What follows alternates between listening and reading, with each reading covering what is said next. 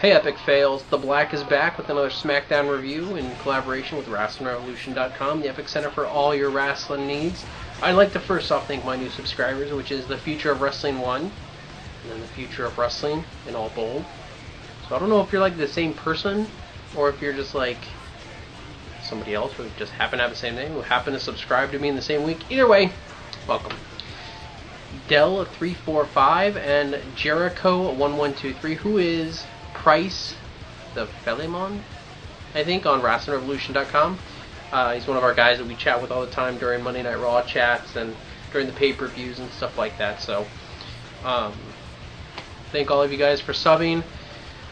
I'd like to thank the people who left comments on my video last week, which was Metallica24442266, Classic 1333, D Block in 2020, the Zamario, D Jose 101, and Lop Lop 07. I'd also like to thank the Zamario for joining me for last week's SmackDown review. I know it was 30 minutes long, but you know what? I really appreciate you guys, trudging through that 30 minutes, but it's a really good addition. If you haven't seen it, because it's so long, I get it, watch it in spurts. Watch 10 minutes and then go and do something, and then come back and watch 10 more minutes and go and do something, and then watch the other 10 minutes. It's really good. Zamario's actually, he brings a lot to the table when it comes to wrestling, and he's hilarious, way funnier than I am. So I guarantee you, all of you, it's a good watch, even though it's 30 minutes long. Also, check out, this past week I put out my 10th Triple Threat Thought, which was on my thoughts on Mark Henry. This past Monday night's Raw review, I actually did a Raw review, and I just put out my Triple Threat Thought and my thoughts on Matt Hardy and on his arrest and all that other crap that he's had going on. So check that out. I'll put links in the description box and tags or whatever. Alright, well, 2 weeks away from Hack Week, so everybody get ready to hack it up. Or what's this tagline? Prepare to get bored out of your mind. Yeah. My tagline is, if you have a collar, give a holler, for Hack Week. So, we can have multiple taglines. It don't matter. Okay, anyway. And that's it. Let's jump into SmackDown. Get ready for the SmackDown! Get ready for the SmackDown! How you gonna react when you're put in the back now? 'Cause there's no turning back when you're facing the SmackDown!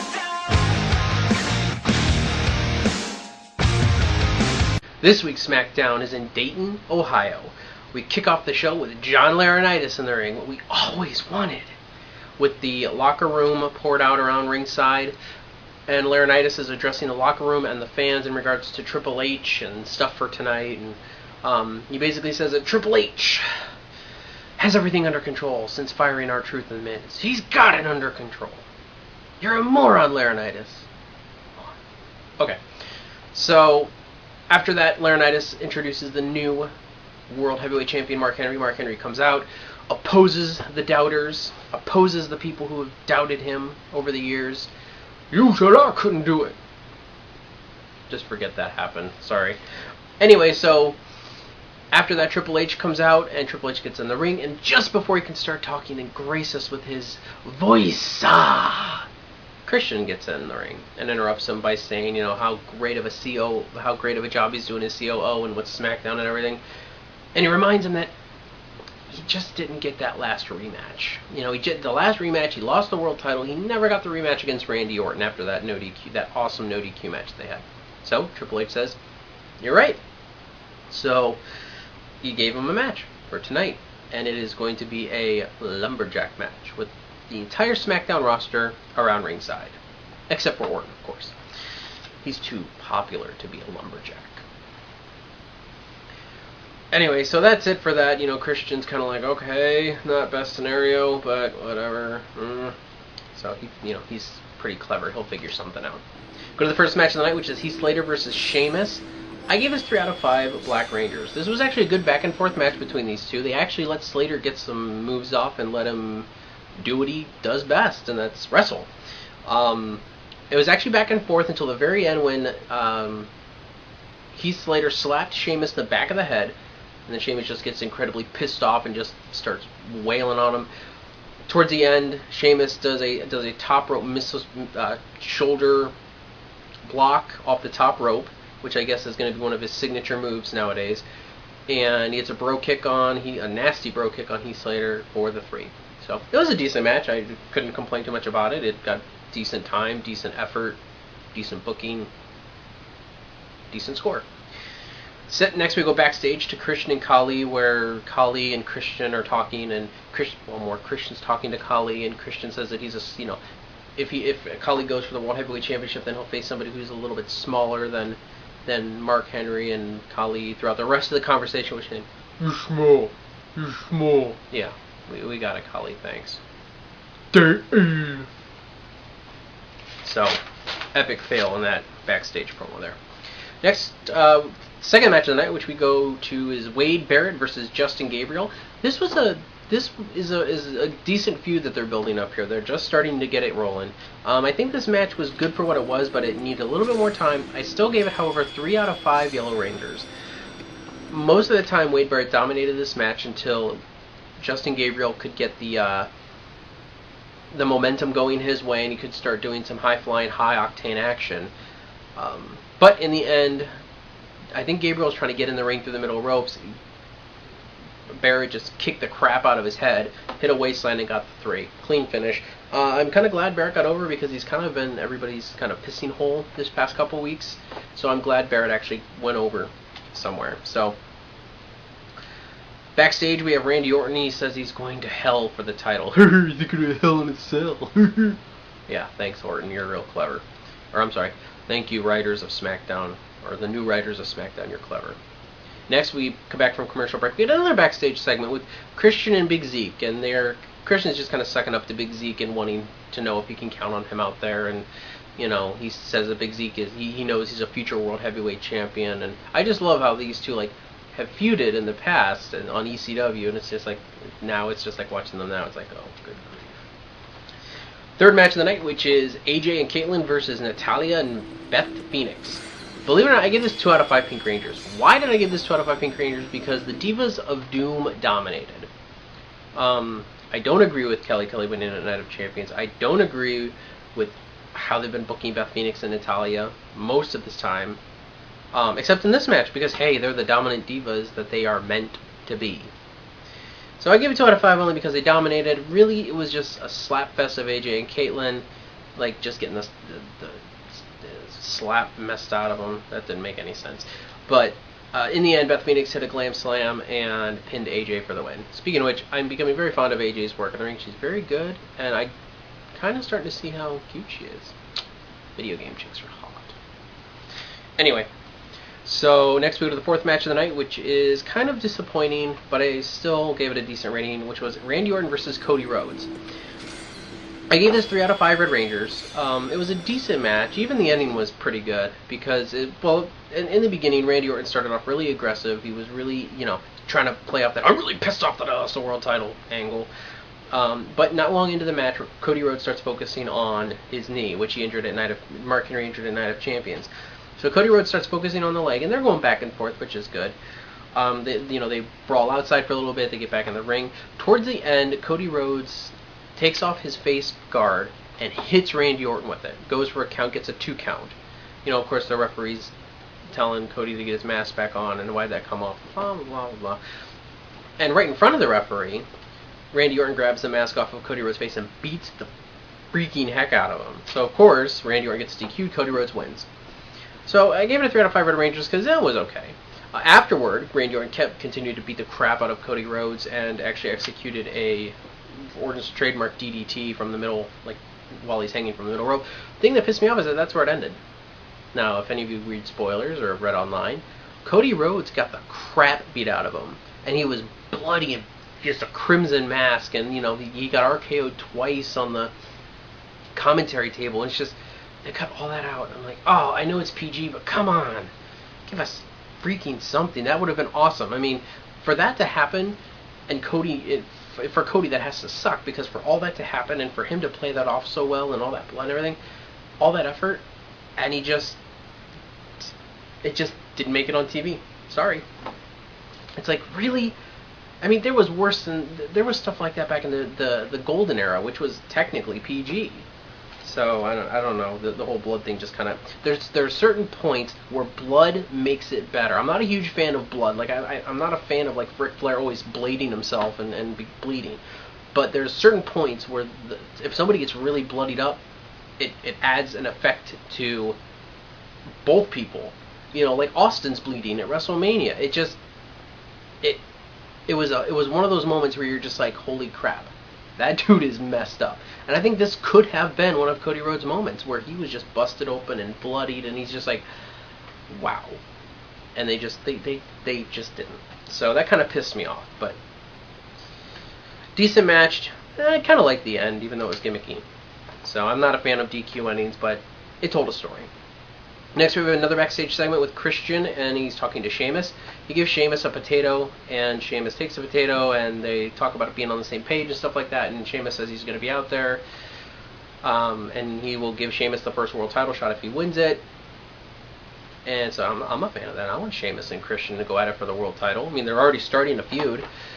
And then at the end of the segment, Sheamus takes a bite out of the potato after Christian walks off, and he says that this isn't from Ireland. This potato isn't from Ireland. It's from Idaho. Yeah, duh, you're in the United States, you moron. Another great booking, or another great writing session by the Smackdown writers. Fifth match of the night, we have the Great Khali versus Jinder Mahal. I might get a lot of flack for this, but I give this 3 out of 5 White Rangers. I think this was actually a decent match. Jinder Mahal did not look weak whatsoever. He stood up to the Great Khali, and he just basically held his own against the Great Khali, and I think that was a good call by them.